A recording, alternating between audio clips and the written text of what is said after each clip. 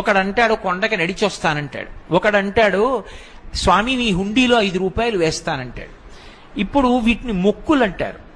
మొక్కు అన్న మాట మీరు జాగ్రత్తగా గమనించాలి. వెంకటేశ్వర స్వామి వారి హృదయం ప్రకారం అయితే వ్యాపారము కాదు.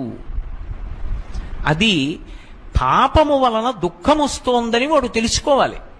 తెలుసుకుని పిలిచావు పరమేశ్వరుణ్ణి, ఆయన ఏం చేస్తాడు? నేను ఆదుకోకపోతే ఎవరు ఆదుకుంటారు లక్ష్మి? అందుకుని ఉంటాను ఈ కలియుగంలో వెంకటాచలం మీద. ఎవడు ఎక్కడ ఎంత మౌనంగా లోపల లోపల పిలిచినా నాకు వినపడుతుంది. నేను వింటాను, వాణ్ణి ఉద్ధరిస్తాను ఆపదలోంచి. వాడు నా మొక్కు తీరుస్తాడు. ఆ డబ్బు పట్టుకొచ్చి నా హుండీలో వేస్తాడు. నేనేం చేస్తానో తెలుసా?